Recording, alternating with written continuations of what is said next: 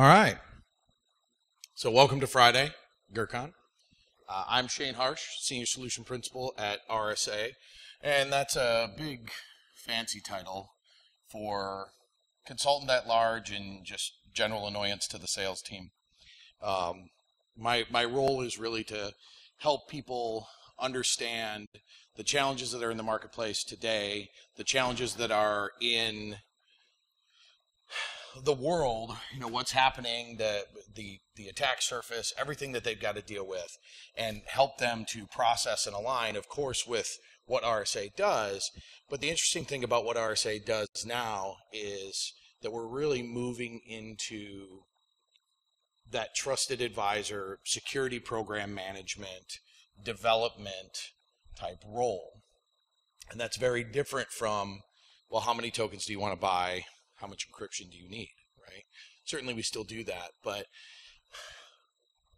when you look at what's happening in the world today, when you look at what's happened to us historically, right, there are a lot of things that we've learned and discovered along that journey, and that we really want to help everyone out in the world with facing those challenges.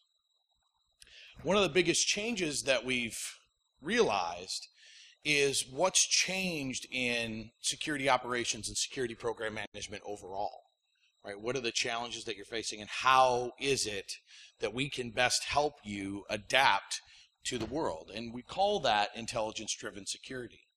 So regardless of whether you're looking at this from what RSA products you could buy, that's not what this is about. This is about changing your perspective on how your security operations are running now and why that change has to occur. Whether you partner with us or you partner with someone else, it doesn't matter. The change has to occur, and we can't keep doing the same things that we've been doing for the last 20 years and expect success. That is insanity, right? So that's how we have to move it forward. So hopefully that's the takeaway you get from today. This is nothing new, right? These are conversations that you're having all the time. The sophistication piece is one of my favorite pieces, because a lot of people assume that when we talk about sophistication, that what we're talking about is, oh, they've got some new code base, they've got some new zero-day exploit. And the answer is no, not really. Right? The exploits that we're seeing that get introduced out in the environment are relatively straightforward. They're doing the same types of things that they've been doing the last 20 years. What the sophistication speaks to is how smart they are about how they deploy that attack. How much they know about your environment when they go into it, right? How much they know about what targets to hit within your environment. And that's what we saw firsthand during our breach experience. We were completely blown away at how much they knew about the internal structure of our network, right? And the path they wanted to take to get to their target, which they never achieved. But nonetheless, they knew where they were going. And that was an incredibly big surprise. And we estimate, and working with the FBI and our partners, we estimate that they were probably profiling the organization for over a year. Right? And that's the type of sophistication that we're talking about. It's that patience, it's that deliberation. It's not just a random lash out, ooh, let's go hack this site. It's knowing what they're going to do about it. And this is really the challenges that we're facing, is that we realize that security teams are missing attacks. Or, when we look at certain high-profile situations, they have fantastic teams and fantastic technology, and it's a process that fails, right? And the process in that situation, when we're talking about a company like a large retailer located in Minnesota, that the process failed because of prioritization of business operations, right? We believe that we can't sustain any downtime in the conduct of our operations, therefore we're not going to pursue this indicator of compromise. Well, it turns out that was a bad choice. Right?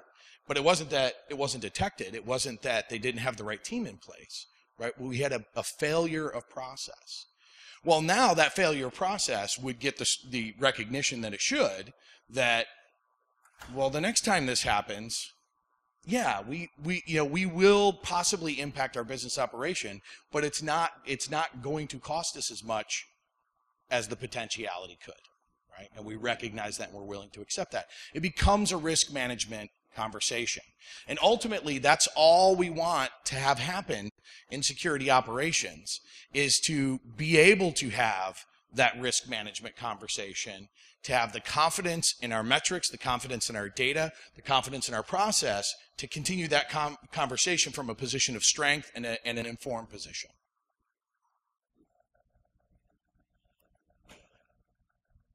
It's not slowing down, right? We're seeing a lot more activity than we've seen in previous years. And still, this is the biggest challenge, is dwell time. We're giving the bad guys too much time in our environments, that by the time that we detect them, it's too late. They've already gotten their pay data and they've moved on. And you're just trying to pick up the pieces to understand what was stolen, right? So you can make a good accounting to your board. But the reality is that's not going to work, right? We need to rethink our approach to security operations in a way that we put the systems and the processes in place that allow us to limit that, to respond with less time than the amount of dwell time that they need to capitalize on their breach. So that basically means you get about a day or two to detect, validate, and remediate any incident that you identify. And that's not a lot of time. That's not a lot of time at all.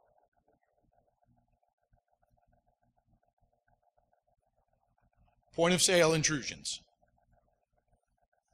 Nobody can detect them. Not reliably. And so we're always looking at external parties coming up and identifying them. And it shouldn't be that way. It should absolutely not be that way. And unfortunately, the trend lines really aren't working in our favor.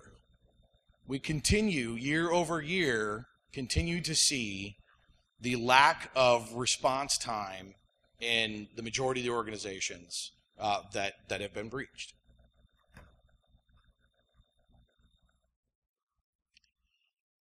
And I think part of it is because security is often thought of as a cost, right? As a cost center. It's not a profit center, it's a cost center. And so we want to minimize that as much as possible.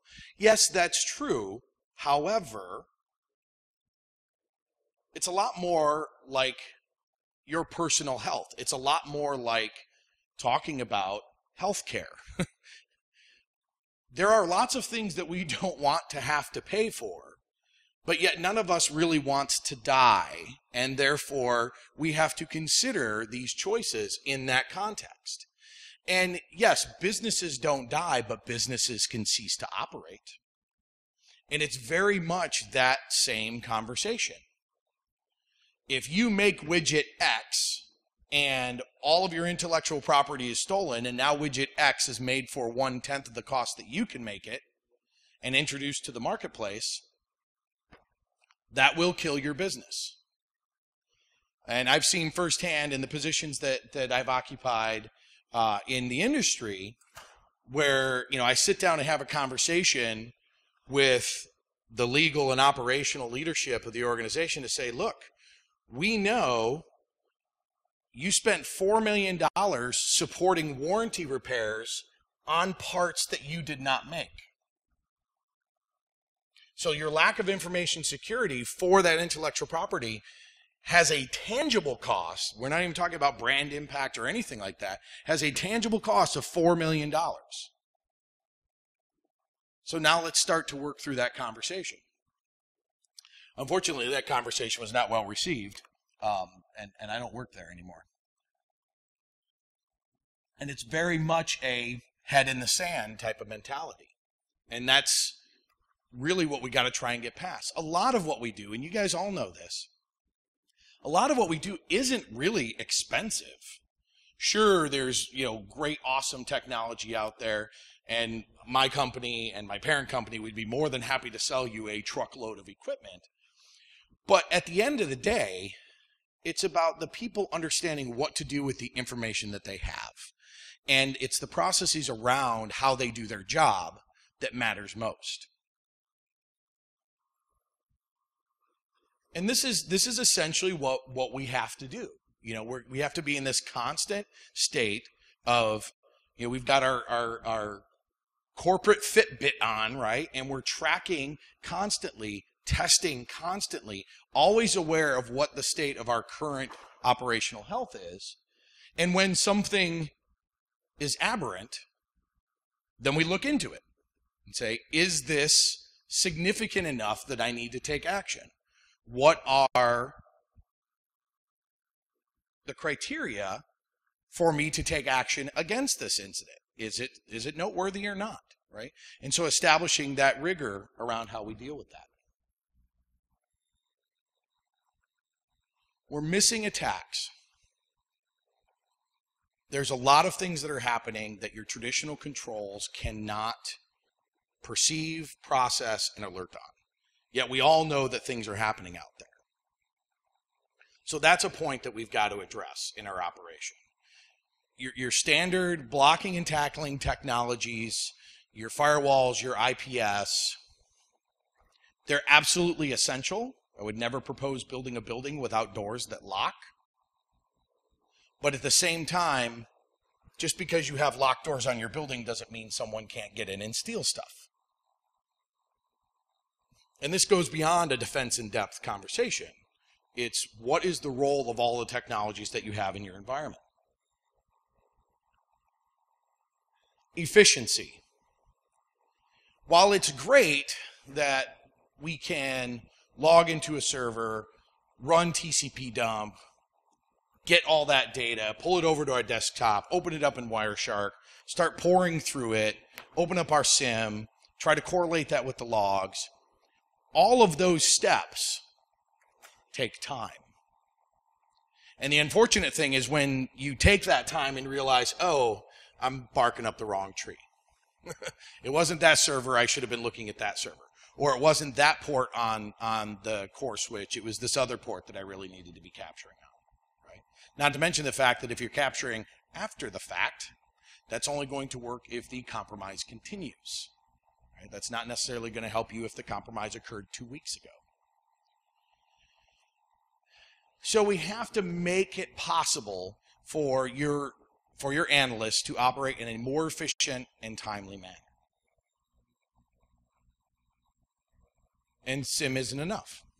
Your traditional log collection analysis is simply not enough. That is a forensic operation, and to a certain extent, it's only going to validate the impact that caused you to recognize the breach in the first place. Right?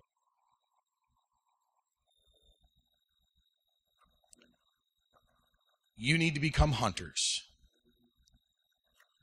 I would classify traditional security operations as blocking and tackling. Right? We put up as many walls as we can. We look at all of the windows that we've left open, and we try to block anything that matches known badness. But that's about it. That's about the extent of traditional security operations. And unfortunately, that's not giving us the visibility that we need. It still leaves you as prey. You do not take on the predator role in that type of a situation. In order to be a predator, you have to be looking at things as they're happening now and always. Right? The wolf that moves up next to the pond hoping for deer to come up and drink is going to sit there for hours and hours looking at nothing until that opportunity arrives and sees that prey move into position. Right? But we can't spend all of our time looking at nothing. That would be completely inefficient. So something's got to give in how all that fits together. And it's really this intersection of visibility, analysis, and action. Right? We need to maximize the amount of visibility that you have into your environment. We need to understand what actions are going to result from the things that you observe. And we need to understand how that analysis comes together. How do we bridge from visibility through to action? What are the criteria for us to take action? And right now what we're seeing firsthand with our customers, and I'm sure possibly what you're experiencing, when you look at budgets associated with information security, this is a pretty fair representation of what we see.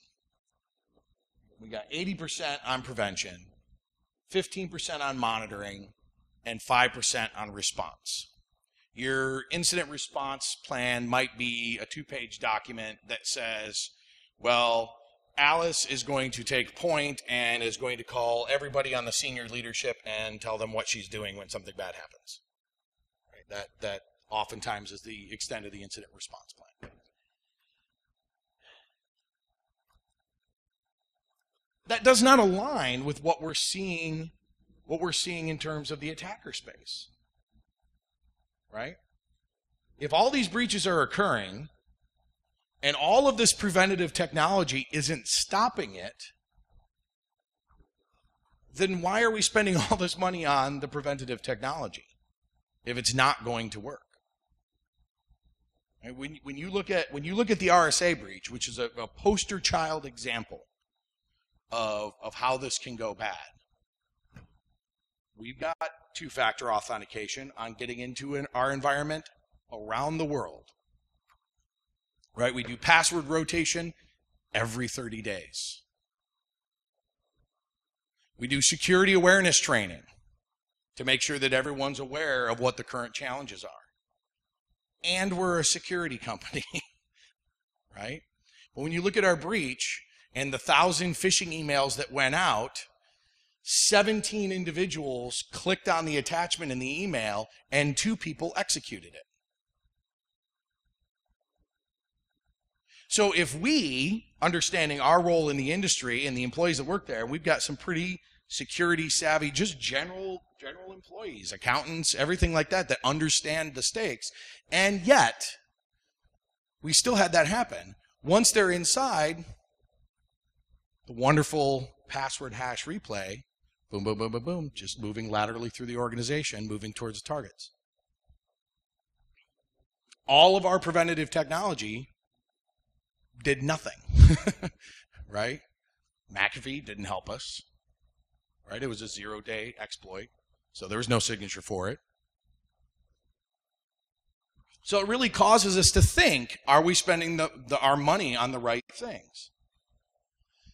And this is fundamentally what we're proposing, is that you look at your budget and you think really hard about what those tools are doing. A classic red flag is, well, yeah, we've got an awesome IPS that we only have in detection mode. Okay. So then what's that doing for you, right? It's generating a whole bunch of alerts that you don't have time to do anything about, right? So think about where your money's being spent and understanding that you will be breached. You will be compromised. So you have to have a plan for how you respond to that in an orderly fashion. And that plan cannot stop with the security organization, right? It's got to go across into HR, into operations, into your business leadership, and it has to be a plan that everyone agrees upon. It doesn't have to be complicated. It doesn't have to be lengthy. You don't have to have a 3-ring binder filled with 400 pages of response actions. But it has to be comprehensive, and it has to be reasonable to fit with your business risk profile. And that's going to take time, and that's going to take some expertise. But you also have to think about, well, what can we do to improve our visibility? Right? In taking a classic RSA breach as an example, what could we do so that we could have detected that was happening right when it did? The minute that Excel file was executed and started doing weird things to that machine and to the environment, how could we have known? Because pretty much any other attack that we're going to see is going to follow that pattern. right? It's going to end up leveraging credentialed access, generally using the environment in the way it was intended, doing network access to different machines. But we're going to see some aberrant behavior out of that, and certainly we're going to see some aberrant behavior in the memory of the compromised machines, right? So how can we improve our visibility? And that's where we see there's a 4-point data collection that absolutely has to occur. Full packets, full logs, endpoint disposition, and I'm not talking about virus, and net flow. Because we recognize collecting every packet that flows over your network is probably a lot of noise.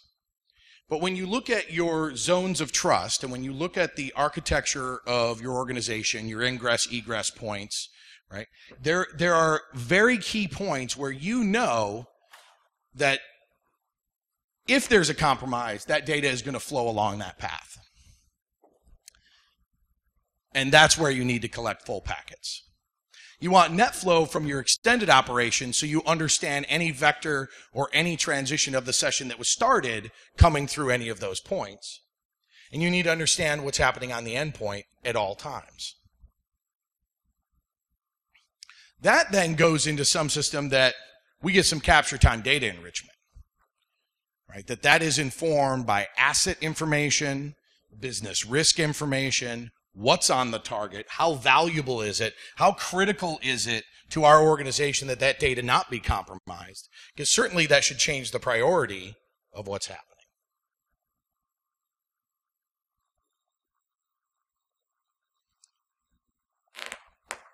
Once all that data is put together, then we need to run some analysis on it.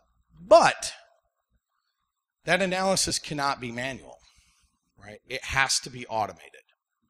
There have to be some heuristics that you set up that are going to allow you to essentially separate the hay from the needles,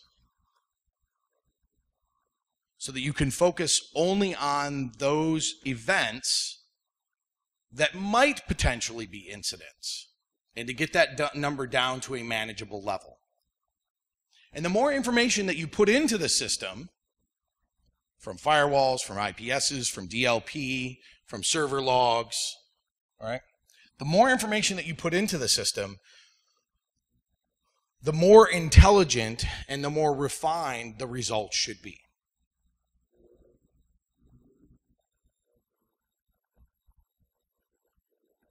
Now that all of that noise is out of the way, now that we're left with a pile of needles, we have to decide which one of those needles is the sharpest and which ones we don't care about.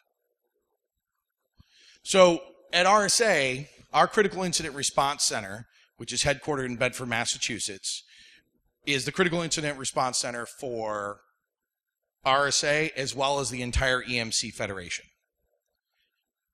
Which, go figure, RSA is the security arm of EMC, so of course that's what we do. We process 65 million events from security devices per hour. So this is coming in from our DLP environment, it's coming in from our IPS environment, firewalls, everything. 65 million events per hour. With this approach, with this methodology and the technology that we employ, that distills down to 90 incidents per day. Right, mapped to high, medium, and low risk categories as informed by our business risk context. And that means with a staff of 14 individuals, we can provide 24/7 incident response to our entire global organization. And if we see an increase in the number of incidents, as is output by our automated analytics, at that point we have a risk management conversation. Right? Now, if we're starting to see a trend of 100, 110 incidents per day, overtime isn't going to cut it anymore. So it becomes do we assume more risk and tune our environment, or do we hire more bodies? Because we know how many FTEs map to the number of incidents that we want to manage to. Pure management conversation, completely supported by metrics. It's no longer well, my gosh, we're overwhelmed, we don't know what to do, right? We've got solid data. So it scales. If suddenly we're dealing with 100 million events per hour instead of 65 million, well, we know that that's going to cause a requisite change in our staffing model.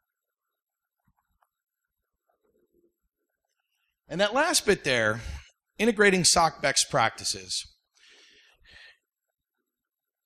It doesn't really matter what your run book looks like, as long as it's comprehensive and as long as it achieves your objectives. The biggest challenge with your run book, of course, is making sure that everyone is adhering to it every step of the way.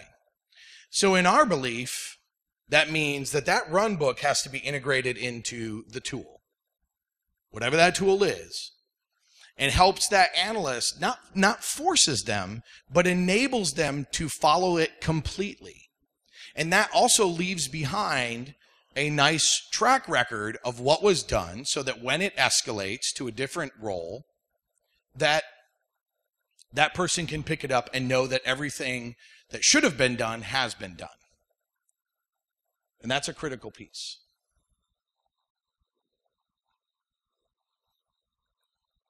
And it has to be modular.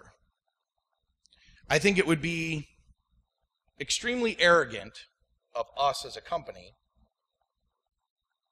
if we were to come to you and say, you know what, we can help you rebuild your security management program, but you're going to have to get rid of all the technology and tools that you already have.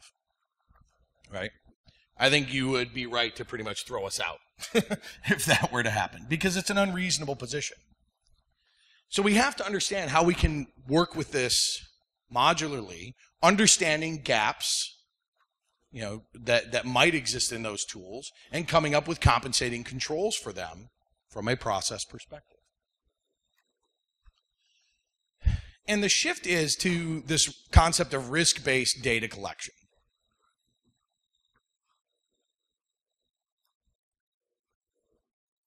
That we need our basic view of the environment, what has happened.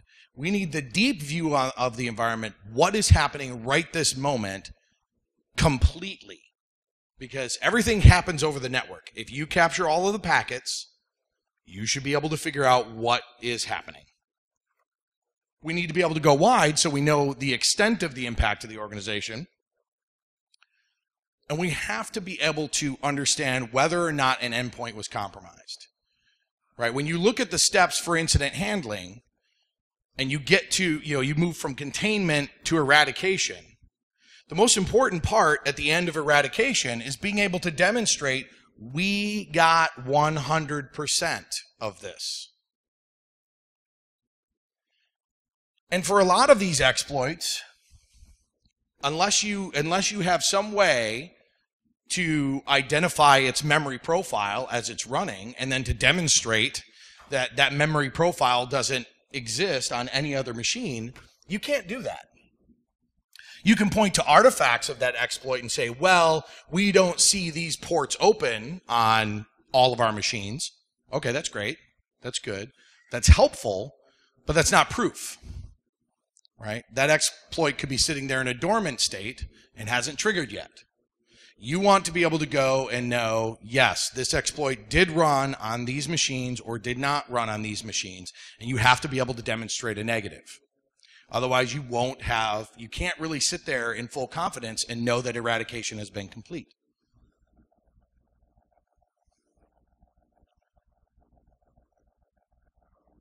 Organizations need to collect, process, and store a plethora of data sources, including asset data, identity information, network traffic, net flow, endpoint forensic information, etc. And this data volume is part of what transforms yesterday's security analysis in today's big data security analytics. That's a lot of data to process. I'm not going to sugarcoat it. Right? There's a lot of data. When you start capturing full packets and you start analyzing all of your logs and you start putting that all together, it is a lot of data. But there are ways to approach management of that data, and there are systems out there that can help you manage that. Hadoop is a great example of running against large data sets.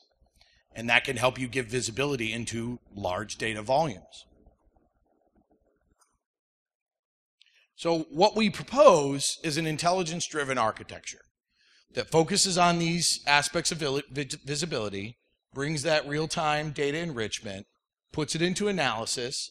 That detection is informed by live data feeds that are coming from multiple sources, so that you can understand, or more importantly, the automated system understands what's happening in the environment today and things to look for on that data set to minimize the amount of time that you have to spend manually analyzing it. And then that goes into your security operations model, whatever it is.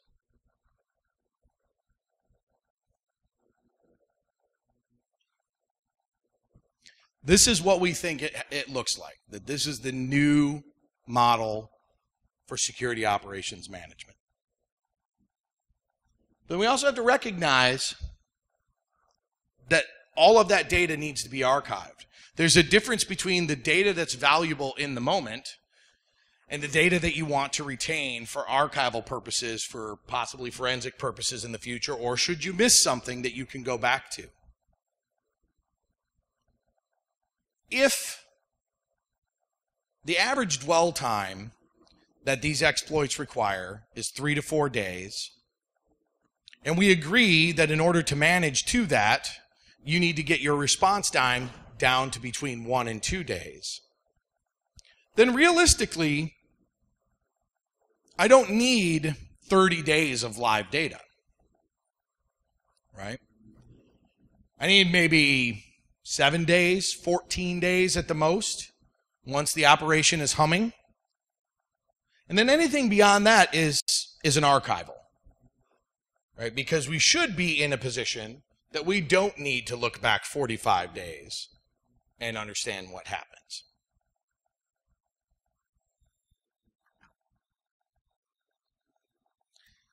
The power of this approach is how much it enables a single analyst to do their job. You know, I had said earlier about what our CERC model is, the 65 million events to 90 incidents, which basically means that the majority of those incidents that pop need to be evaluated in 10 minutes. And after 10 minutes, that analyst has to decide this is or is not an incident that we need to respond to. Then they can spend up to an hour digging into that incident before they escalate it. So they kind of go through a two-stage process. At arm's length, is this bad? And if I think it's bad at arm's length, then I'm going to spend up to an hour to validate it. And then after that hour, I either have to kill it or I have to send it over to a stage 2 investigation. Hand it over to one of our hunters who's going to then dig into it, do a malware analysis on it, and run that. And they can spend up to about a day going through it. But that's the power of having all this information available to those tier 1 analysts.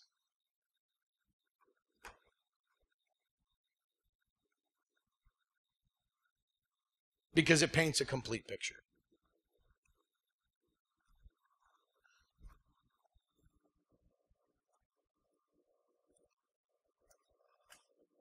And as I've been saying, this really goes beyond technology. There are great technologies out there that can really help you with this. But fundamentally, we've got to look at what is your overall cyber defense plan, right? How are you planning to conduct your incident handling? What is your overall strategy roadmap to move you down the maturity path? We want to get you up to that next-gen SOC design and implementation. What does it mean to be driving a security intelligence team as opposed to a security operations team?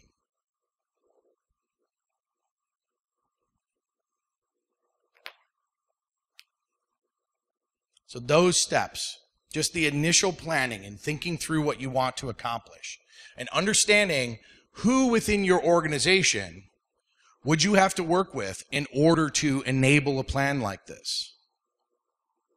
Understanding the type of transformation that we're talking about.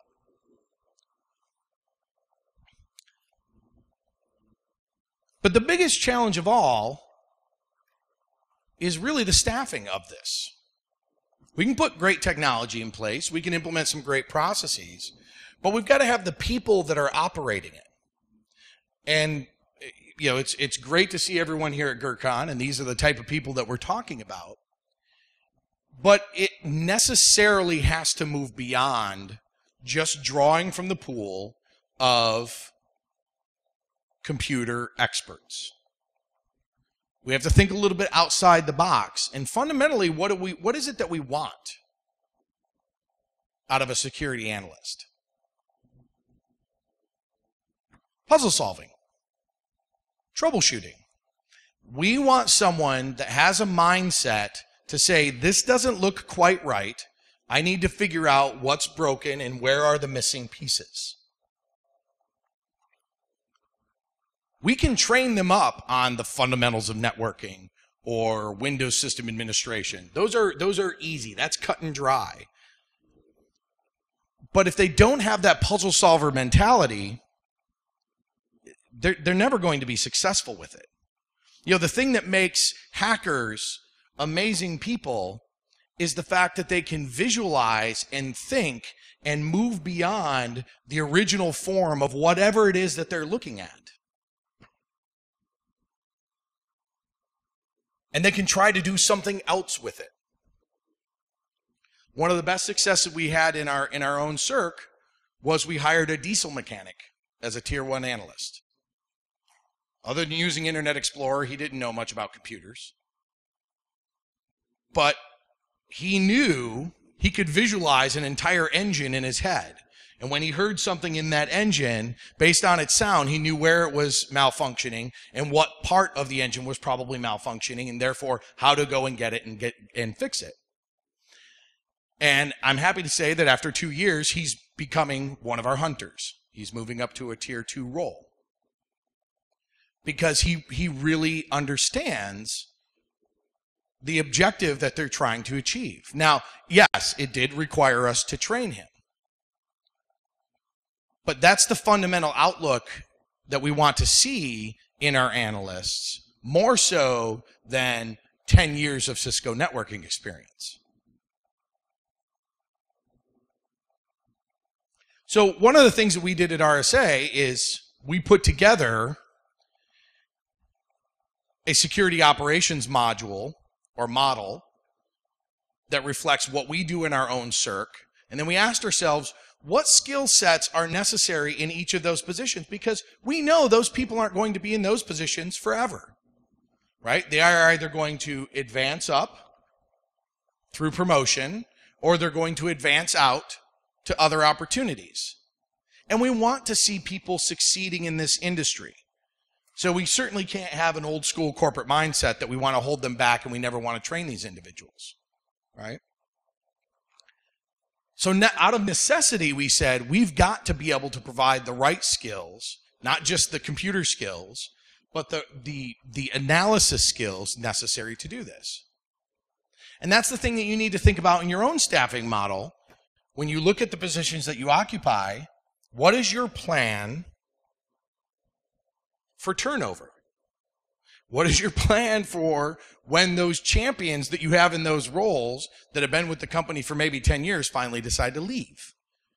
Right? How do we move away from the hero-based model of security and IT and get to something that is more steady, more reliable?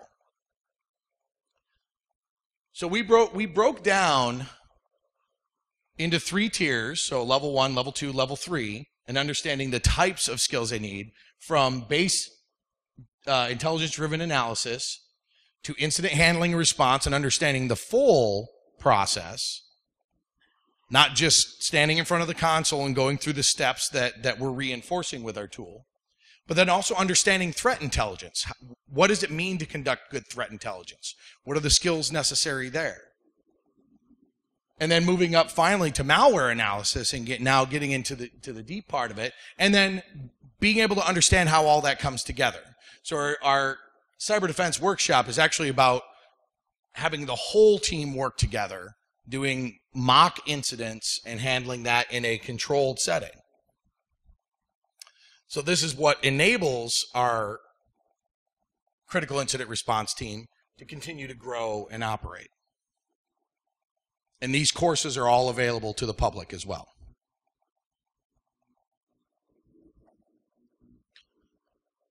So why are we doing this? Not just RSA, but we as security professionals. Why would we talk about shifting our approach to this intelligence-driven approach? The benefits are the top one right there, that we want to be able to detect and analyze before attacks impact the business. It's the business impact that we want to avoid. We know we're going to be breached, but let's at least stop them before they take anything. That we have complete capacity to investigate, prioritize, and remediate. And complete clarity on how to do so. That your team can grow and evolve, value working at your organization because of the opportunities that it provides. And those are opportunities that are not only going to allow them to succeed within your organization, but allow them as a career professional to move upward and onward outside the organization.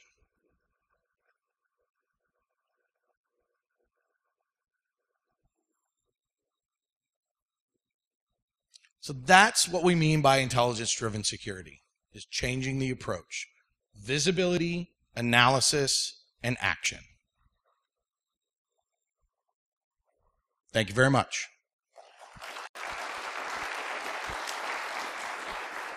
Now I'm open for questions. We've got some time for questions. So if anyone in the audience has any questions, please, by all means. Otherwise, enjoy the rest of your con.